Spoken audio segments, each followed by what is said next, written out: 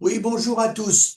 On va essayer d'y voir un peu plus clair entre les pour et les contre la loi du plomb sur l'acétamipride.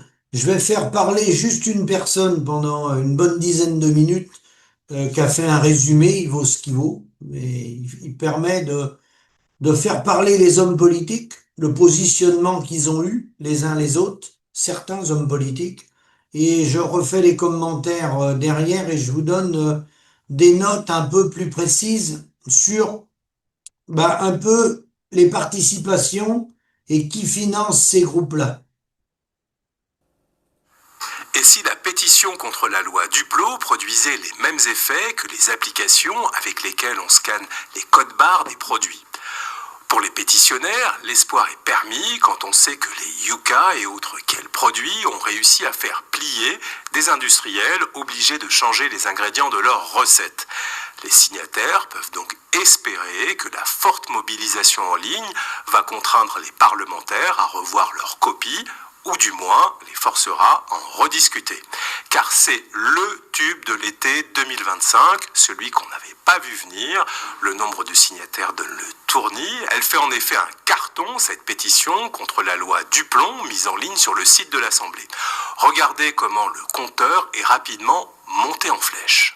La pétition contre la loi du plomb affole les compteurs. Plus de 300 000, c'est le nombre de signatures recueillies en seulement 8 jours. Le seuil de 500 000 signatures est franchi. Plus de 700 000 signatures. Cette pétition a dépassé le cap des 750 000 participants. La pétition en ligne contre la loi du plomb a franchi ce matin le cap des 800 000 signatures. C'est un record. La pétition contre la loi du plomb a dépassé la barre du million de signatures. À chaque seconde qui passe, le nombre s'envole. La pétition contre la loi du plomb, elle dépasse désormais les 1 300 000 signatures sur le site de l'Assemblée nationale. Plus d'1 400 000. 1,6 million de signatures contre la loi du plomb et ça ne cesse de grimper. Il y en a un peu plus, je vous le mets quand même.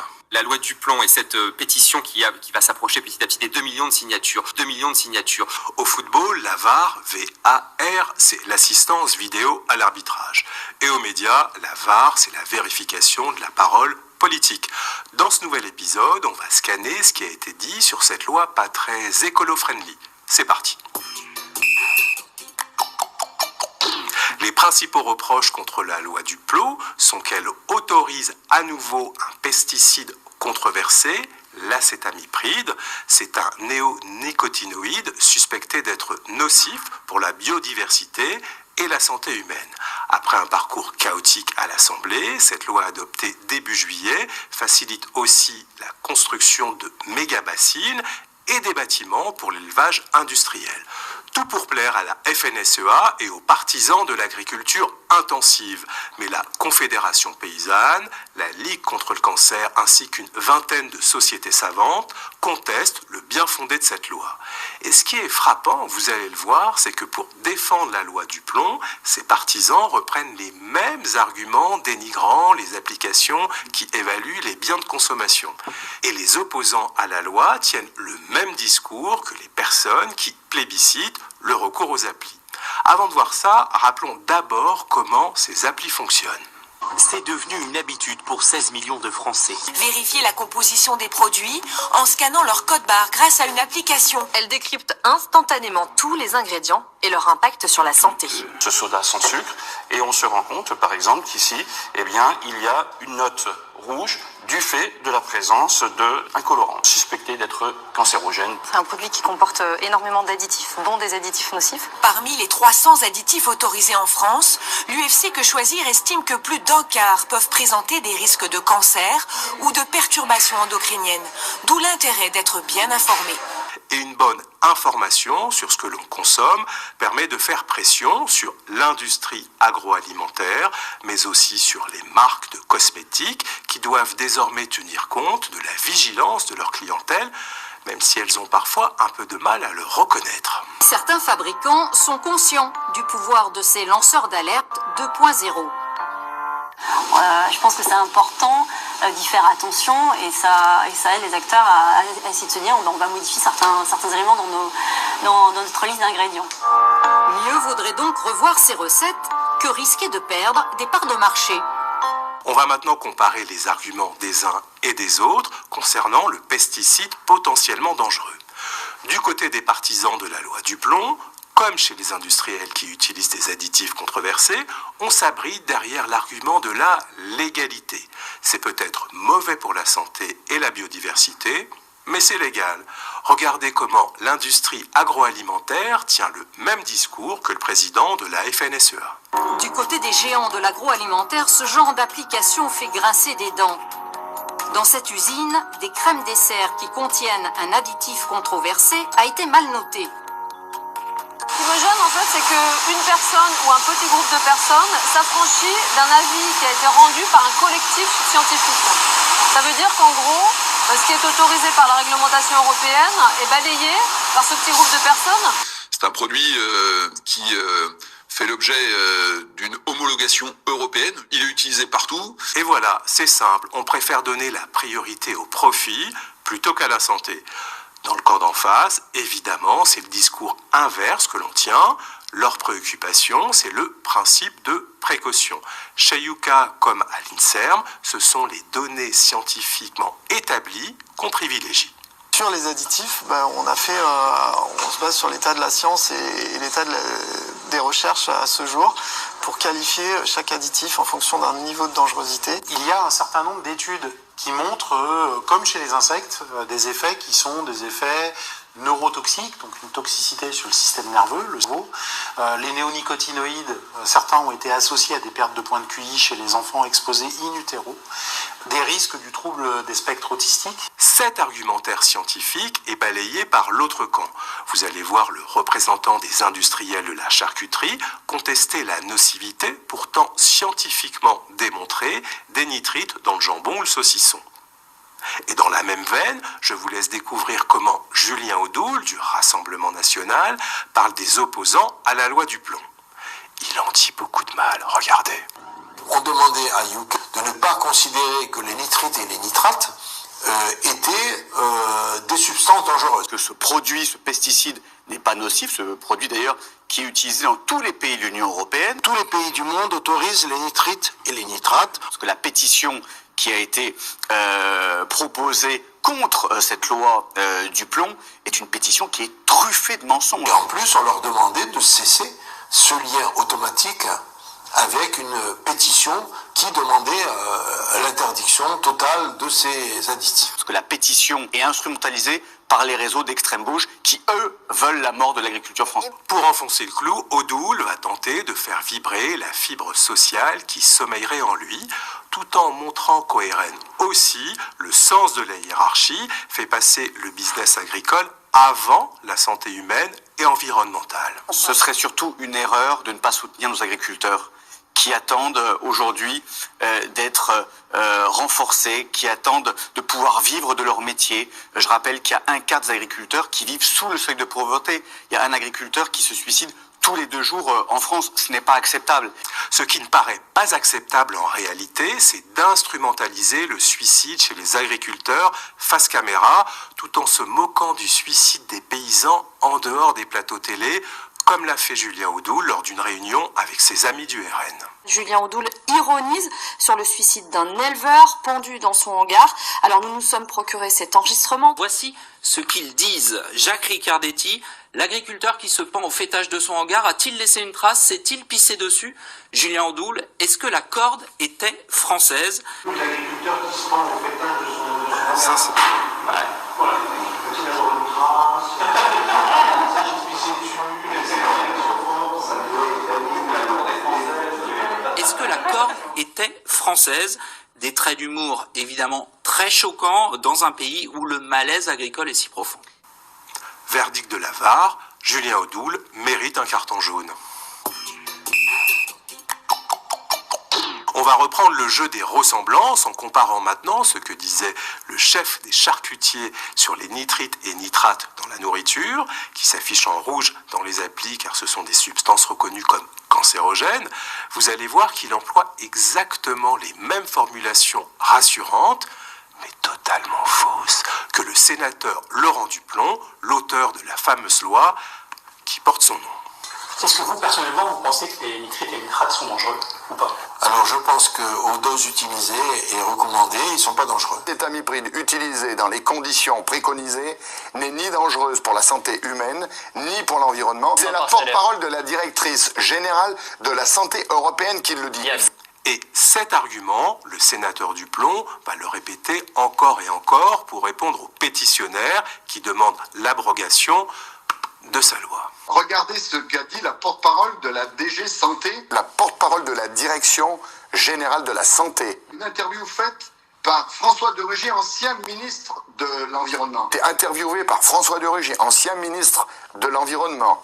Dit très clairement, l'acétamipride utilisée dans les conditions préconisées n'est ni dangereuse pour la santé humaine, ni pour l'environnement. Vérifions si le sénateur a raison. Alors, oui, c'est vrai, François de Rugy, après une vie politique passée de l'écologie à la Macronie, il anime depuis quelques mois une nouvelle chaîne YouTube. Il y fait du greenwashing, c'est-à-dire qu'il passe son temps à dire que le capitalisme et la protection environnementale font bon ménage. LOL. Et oui, c'est vrai, la chaîne de François Rugy a bien diffusé l'interview d'une porte-parole de la Commission européenne, veut dire que le pesticide autorisé par la loi du plomb n'a rien de dangereux. Des éléments de langage rassurants qui vont vous en rappeler d'autres. L'acétamipride, si c'est utilisé conformément avec les conditions, puis il ne pose pas quelque danger pour la santé humaine. Ni pour la biodiversité. Ni pour la biodiversité. Je pense que la science est avec nous et c'est vraiment un processus scientifique, indépendant et transparent. Vous pouvez aussi regarder le site de web de l'EFSA. Vous avez noté l'astérisque qui renvoie vers le site internet de l'Autorité européenne de sécurité alimentaire, mais la porte-parole de la Commission oublie de nous dire ce que l'on peut y lire entre les lignes. L'Autorité européenne de sécurité des aliments a divisé par 5 le seuil maximal du pesticide dans les fruits et légumes, par précaution. Il existe des incertitudes majeures dans l'éventail de preuves de toxicité. Des incertitudes majeures. L'Autorité européenne de sécurité des aliments admet donc qu'elle n'est pas en mesure d'évaluer correctement les risques liés à l'utilisation de l'acétamipride. Ces méthodes de travail et d'évaluation font d'ailleurs grincer des dents. Écoutez ce qu'en dit cet observateur qui pointe une méthodologie douteuse et des conflits d'intérêts avec le lobby de l'agrochimie. EFSA, donc l'Autorité européenne de sécurité des aliments, a mis en place ses propres politiques d'évaluation des pesticides qui sont contraires au règlement européen. Et l'EFSA, progressivement également, a adopté des approches qui sont promues depuis 20 ans par l'industrie des pesticides. L'EFSA a mis en place des groupes de travail qui sont truffés de soi-disant experts qui sont des scientifiques qui travaillent ou qui ont travaillé pour certains lobbies de l'agro-industrie. Il y a une pression et une infiltration de l'industrie des pesticides au sein même de l'agence européenne. Mais que peuvent espérer les presque 2 millions de pétitionnaires opposés à la loi du plomb? À part une éventuelle censure du Conseil constitutionnel, il n'y a pas grand-chose à attendre. C'est ce qu'a expliqué la présidente de l'Assemblée nationale, Yaël Braun-Pivet, dès qu'elle a vu la pétition franchir le cap des 500 000 signatures. Les Français ont signé cette pétition. Nous pourrons organiser un débat dès la rentrée parlementaire sur ce sujet. Le débat ne pourra en aucun cas revenir sur la loi votée. C'est important aussi que vous sachiez. Ce n'est pas regrettable. Mais non, on ne peut pas revenir sur un vote. C'est un vote de l'Assemblée nationale qui a d'ores et déjà eu lieu. Donc cette loi, elle a été votée et maintenant c'est au Conseil constitutionnel de statuer sur la loi et sur sa régularité. Mais la pétition ne peut pas amener à une abrogation du texte de loi à la rentrée et c'est bien normal. On ne peut pas avoir des légitimités qui s'opposent. La représentation nationale et le Sénat se sont prononcés. Mais la pétition, en franchissant le cap du 1er million de signataires, a rappelé une promesse non tenue par Emmanuel Macron. Nous devons donner plus de place à la voie référendaire dans notre démocratie. Et ce que je souhaite, c'est que dans le cadre de notre réforme constitutionnelle, nous puissions aller plus loin sur le référendum d'initiative partagée qui a été créé il y a maintenant 11 ans dans notre Constitution, en simplifiant les règles, en permettant que l'initiative puisse venir de citoyens, 1 million de citoyens qui signeraient une pétition. La pétition contre la loi du plomb a dépassé la barre du million de signatures. 1 million de citoyens qui signeraient une pétition et qu'elle puisse prospérer en projet de loi et si elle n'était pas examinée par les assemblées, aller au référendum. Je crois que c'est une bonne voie qui respecte la démocratie représentative mais qui permet à 1 million de citoyens qui se rassemblent. Plus d'1 million de signatures contre l'adoption de la loi du plomb. 1 million de citoyens qui se rassemblent, de pousser le Parlement à discuter d'un texte ou bien d'aller au référendum. En 2019, à la sortie de la crise politique provoquée par le mouvement des Gilets jaunes, Macron voulait en effet simplifier le déclenchement des référendums d'initiative populaire. Et écoutez bien le seuil du nombre de signatures nécessaires qu'il avait fixé. Si on disait, on peut créer un référendum d'initiative citoyenne qui chaque matin peut revenir sur ce que les parlementaires ont voté, là on tue la démocratie parlementaire. Parce qu'il y a une loi qui n'a pas plu, moi je ne suis pas de cette majorité, ça ne me plaît pas, je veux changer les choses, je fais un référendum, j'y reviens 2 mois après, ou 1 an après, ou 2 ans après, vos représentants, ça ne sert plus à rien, on tue la démocratie représentative, qui malgré tout est la seule qui tient les contraintes. Mais si cette proposition ne s'est finalement jamais concrétisée, c'est peut-être parce que quelques mois plus tôt, Emmanuel Macron racontait qu'il n'était pas emballé par cette idée de référendum d'initiative citoyenne réclamée par les Gilets jaunes. Rappelons qu'en 2018, la mobilisation des Gilets jaunes avait débuté par une pétition contre la hausse des carburants signée par plus d'1 million de personnes. Presque 7 ans plus tard, c'est une autre pétition à vocation sanitaire et environnementale qui vient encore bousculer les fondements de notre démocratie représentative à bout de souffle.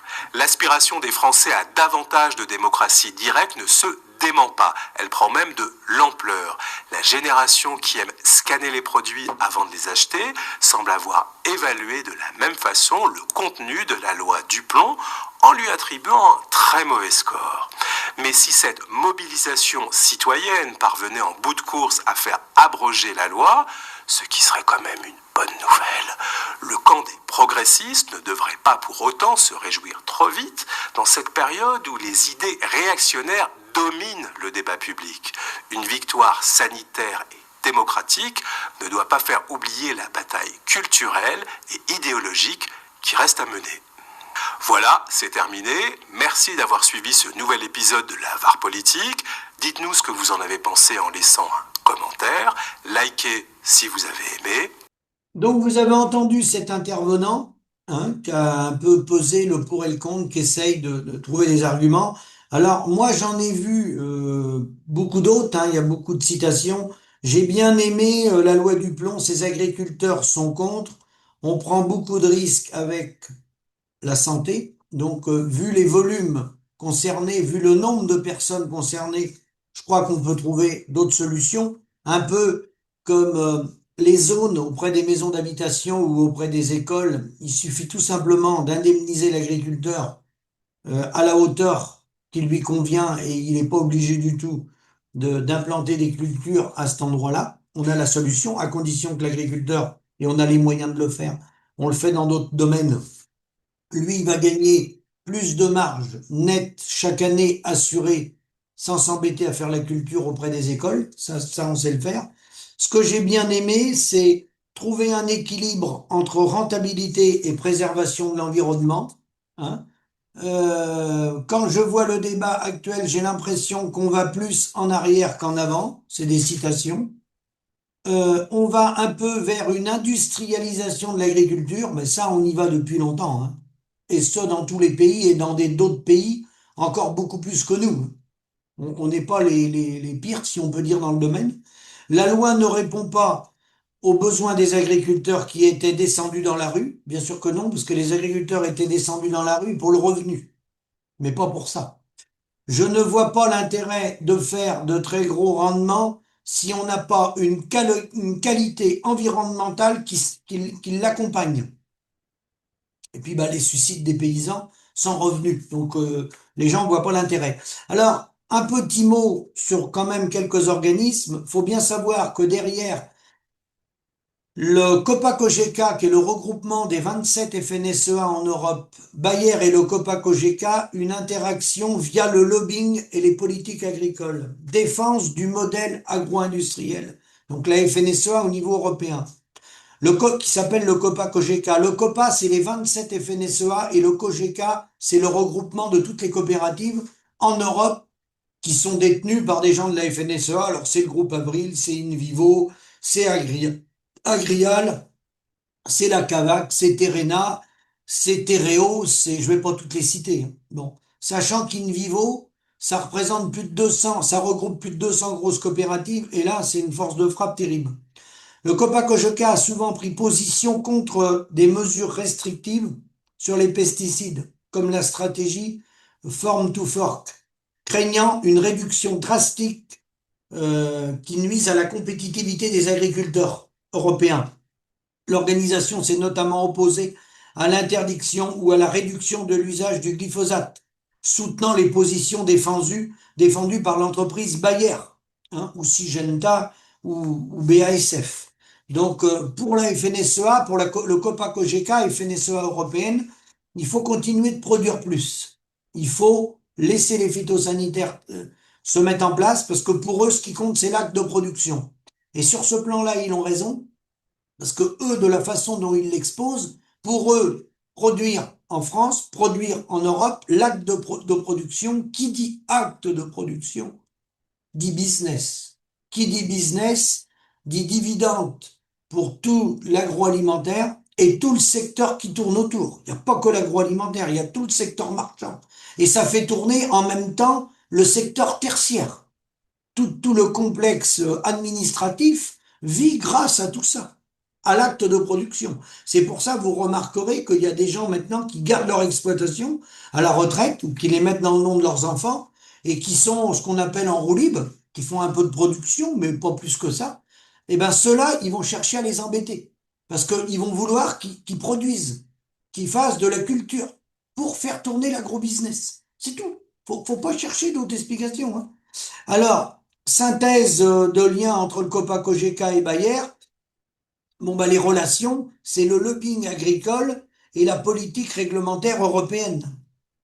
Le COPA-COGECA défend un cadre favorable aux activités de Bayer, bien sûr. Ça, c'est clair, net et précis. Alors, Bayer, qui est impliqué dans Bayer? Alors, il y a Vanguard, que vous connaissez bien, le géant de la finance, le groupe Vanguard, qui a à peu près 4,3% de part de participation dans Bayer, l'allemand. Alors, sachant que 4,3%, pour vous donner des ordres de grandeur, c'est 41 millions d'actions.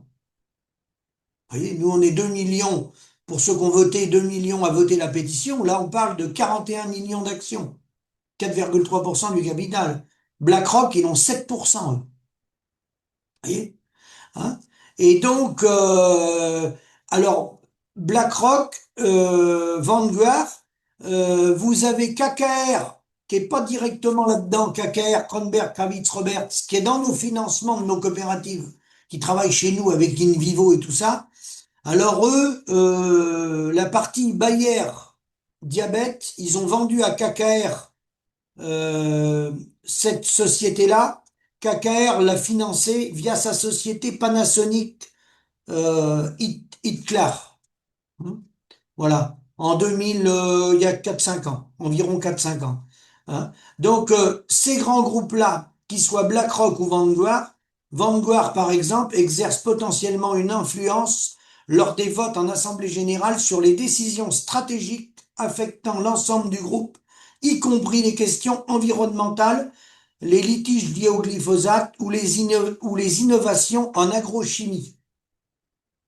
Vous avez donc, puisque je vous ai parlé d'InVivo, qui est chez nous en financement avec KKR, qui KKR travaille avec BlackRock sur les financements des entreprises pétrolières à Abu Dhabi, par exemple.